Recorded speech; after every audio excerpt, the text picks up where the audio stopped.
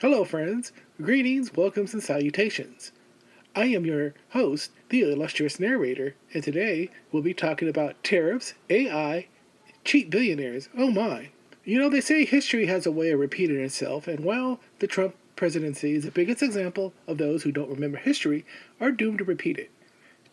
Today, we'll be discussing about Trump's failed attempt to tariff the U.S. economy into prosperity. During many of his fascist-influenced rallies around America, Trump, in his many dementia, syphilitic, addled rants, mentions how great William McKinley's tariffs were and refers to him as the Tariff King. Well, Chuckles, his Tariff Act that he helped pass when he was a congressman back in October 6th of 1890 had the same effect as the ones the Orange Clown passed in 2025. McKinley felt that we needed to manufacture more goods in the United States, and in order to do so, wanted to raise the rates on imported goods, just like Cheeto Mussolini. But in McKinley's case, the United States at the time had the capabilities to do so. Unlike today, because the baby boomers cashed out and sent manufacturing jobs in production industry, outsourced them to foreign countries. The Tariff Act of 1890 was designed to protect American manufacturers from overseas competitors and encourage made-in-America products for consumers. Foreign products were taxed at a 38 to 49.5%. This was to make Americans buy more domestic products, but imported goods such as molasses, sugar, animal hides, coffee, and tea were exempt from tariffs. Trump and his tariffs didn't follow this guideline and tariffed everything. A lot of his MAGA sycophants in office even pushed his agenda, not realizing that we can't grow bananas, tea, or coffee in large quantities needed for the U.S. market. McKinley's tariffs, just like the God Emperors, were very unpopular, and doing this a month before the elections was a death sentence for the Republican Party. Prices on goods skyrocketed, and voters were extremely unhappy with Republicans. A few weeks later, they lost control of Congress.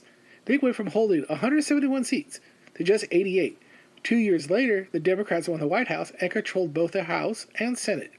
The unpopular Tariff Act was replaced in 1894 with the Wilson-Gorman Tariff, which lowered the tax on imports to a more reasonable level. The reason the government gave for why the tariff was needed because it badly needed an influx of cash. The United States hasn't had an income tax since the Civil War, and it needed money. Just like today, the MAGA party thinks that cutting taxes for the wealthy and taxing the poor would bring in money.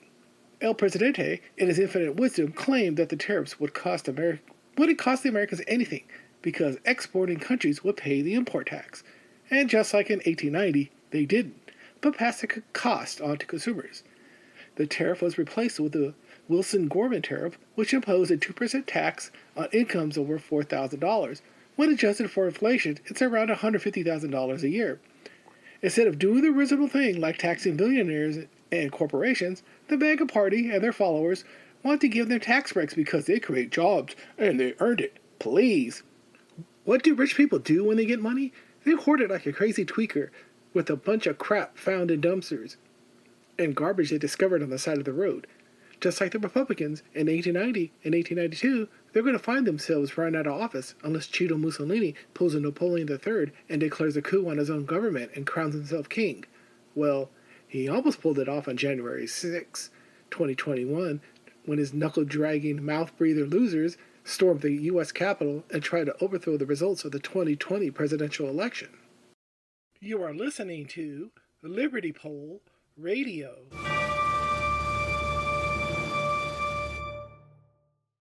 Now let's talk about Trump and his followers' obsession with AI.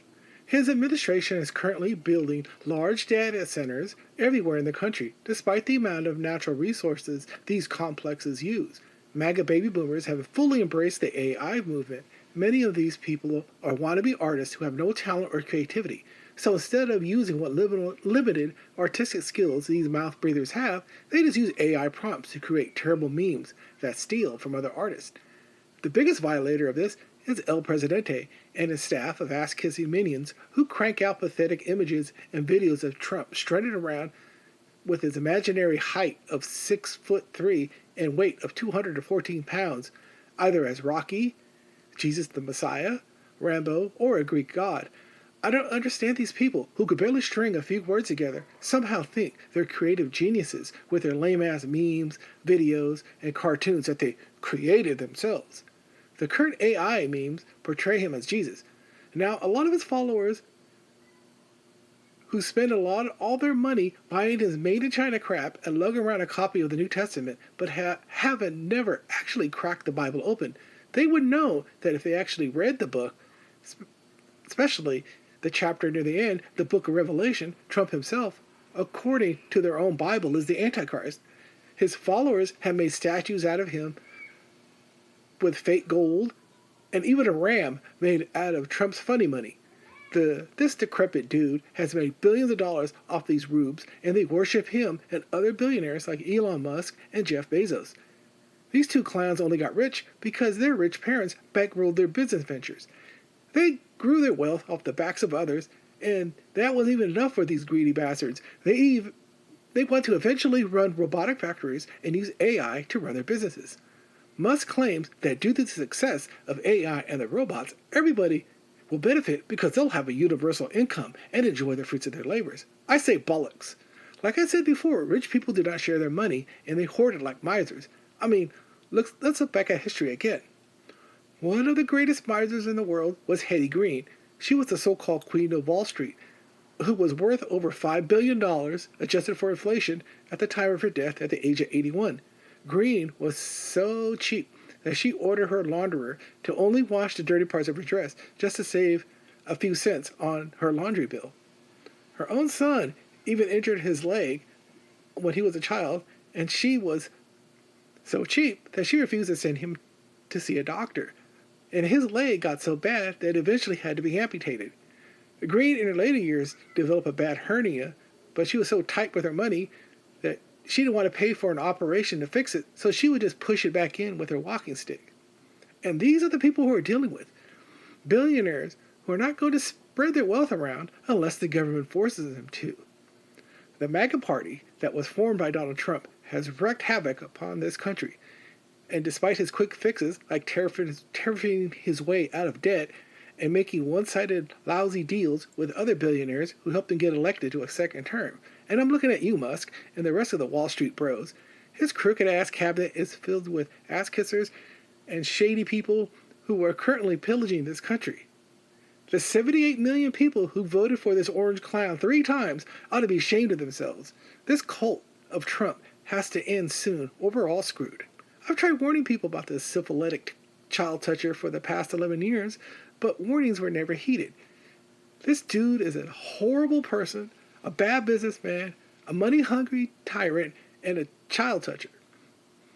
He even reveled in it during the press corps party over the weekend. He had a meet and greet with the same reporters who wrote articles about him, his child trafficking, and ties to Epstein. This orange clown even went to war with Iran just to keep Congress from releasing the files of his evil corruption and deeds. Donald J. Trump is truly the worst president that has been ever elected by the people of the United States of America.